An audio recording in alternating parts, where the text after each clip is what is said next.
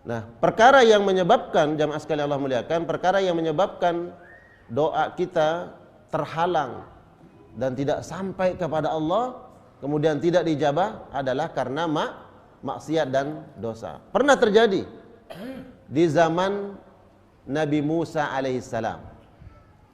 Di zaman Nabi Musa terjadi kemarau panjang. Binatang-binatang banyak yang mati. Tumbuhan banyak yang mati.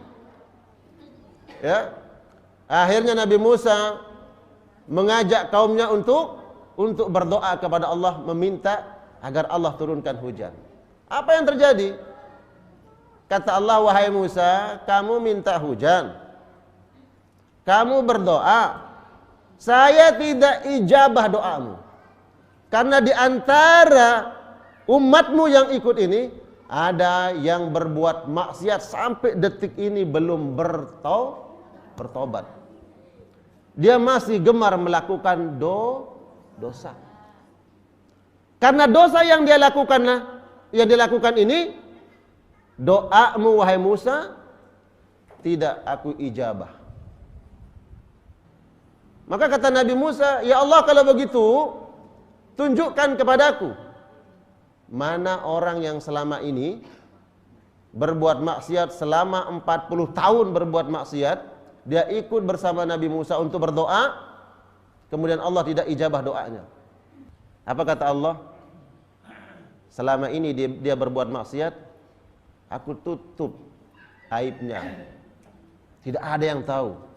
Maka sampai hari ini pun aku tidak ingin sampaikan kepadamu wahai Musa siapa orangnya. Terus ya Allah, lalu bagaimana? Dia masih berada bersama kami. Lalu bagaimana engkau akan ijabah doa-doa kami sedangkan dia masih bersama kami? Kata Allah, kalau begitu bilang aja, sampaikan kepada orang itu. Nanti biar dia merasa bahwa kalau kau ingin diijabah doamu, maka keluar dari kelompok ini. Tidak usah ikut berdoa. Maka Nabi Musa mengatakan, wahai kaumku, siapa di antara kalian yang selama 40 tahun berbuat maksiat, berbuat dosa, sampai detik ini belum bertobat kepada Allah, keluar. Jangan ikut berdoa, karena gara-gara engkau nih, doa kita tidak diijabah oleh Allah Subhanahu wa ta'ala. Nabi Musa nungguin, ternyata nggak ada yang keluar. Kedua kali Nabi Musa mengatakan, keluar, jangan ikut berdoa. Siapa yang merasa berbuat dosa selama 40 tahun dan belum bertobat, keluar, jangan ikut berdoa. Karena gara-gara engkau, doa kami tidak diijabah oleh Allah. Ditungguin oleh Nabi Musa, nggak ada yang keluar. Sampai 3 kali. Lalu Nabi Musa meminta lagi kepada Allah, ya Allah, tunjukkan mana orangnya, biar aku langsung usir nih orangnya. Kata Allah, enggak wahai Musa, sampai detik ini pun aku masih menutup aibnya, tidak mengumbar dosanya. Maka ternyata orang ini sadar sendiri. Kemudian dikisahkan, kemudian dia menutup kepalanya dengan surban yang dia bawa dan dia menangis. Ya Allah, maafkan aku ya Allah, ampuni dosaku ya Allah. Selama ini aku berbuat maksiat kepadamu ya Allah. Gara-gara dosaku ya Allah, semua orang mendapatkan mudaratnya.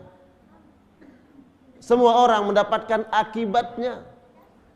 Satu orang yang melakukan, yang lain dapat kebagian keburukannya. Maka dia bertobat, nangis. Subhanallah, apa yang terjadi jamaah? Tiba-tiba turun hujan. Aneh enggak? Tiba-tiba turun hujan. Nabi Musa kaget. Ya Allah, kami kan belum berdoa, kok tiba-tiba turun hujan? Maka kata Allah, wahai Musa, aku turunkan hujan bukan karena doamu. Lalu karena apa ya Allah? Kata Allah, Aku turunkan hujan karena orang yang aku sebut tadi. Siapa ya Allah? Yaitu yang 40 tahun berbuat maksiat, berbuat dosa. Hari ini, detik ini dia bertobat kepadaku. Dia minta ampun dengan tulus. Taubatan nasuha. Karena tobatnya itulah kemudian aku turunkan hujan. Subhanallah. Penasaran Nabi Musa. Subhanallah. Ya Allah, berarti ini orang mulia nih. Ini wali nih. Wali artinya orang yang dicintai oleh Allah. Enggak mungkin hujan diturunkan oleh Allah kalau bukan karena orang yang dia cintai ini. Tunjukkan mana batang hidungnya ya Allah. Mana orangnya? Kata Allah, enggak. Nanti kalau saya unjukin kamu, dia malu. Akhirnya jamaah sekalian Allah muliakan, kita dapat mengambil pelajaran bahwa ternyata Allah tidak mengabulkan doanya Nabi Musa disebabkan karena ada yang berbuat maksiat. Maksiat penghalang doa. Dan ilmu yang kita dapatkan juga adalah ternyata taubat dan istighfar, minta ampun kepada Allah adalah penyebab turunnya rahmat Allah. Makanya seorang ulama, ya, beliau ini dari kalangan tabi'in. Tabi'in adalah generasi yang bertemu dengan sahabat. Beliau adalah Imam Hasan Al-Basri. Beliau bertemu dengan Ummu Salamah. Ummu Salamah adalah istri Rasulullah sallallahu alaihi wasallam. Karena ibunya Imam Hasan Al-Basri ini adalah orang yang membantu istri Nabi sallallahu alaihi wasallam di rumah tangga Ummu Salamah. Imam Hasan Al-Basri mengatakan, "Lau ya'lamul 'asi anna lazzatat taubati ashaddu min lazzatil ma'siyah la yubadir ila taubah asra'u min mubadaratihi ilal ma'siyah." Paham artinya, Bu? Paham artinya? Nah, beliau mengatakan apa? Kalau seandainya pelaku-pelaku maksiat itu tahu nikmatnya bertaubat kepada Allah, meninggalkan dosa kemudian kembali kepada Allah. Kalau seandainya mereka tahu begitu nikmat dekat dengan Allah dan meninggalkan maksiat, niscaya mereka akan lebih cepat merespon panggilan Allah untuk bertobat kepada Allah dibandingkan mereka merespon hawa nafsu mereka untuk berbuat maksiat. Jadi bertaubat, istighfar, dekat dengan Allah adalah makanan hati yang sangat lezat bagi hati. Ya.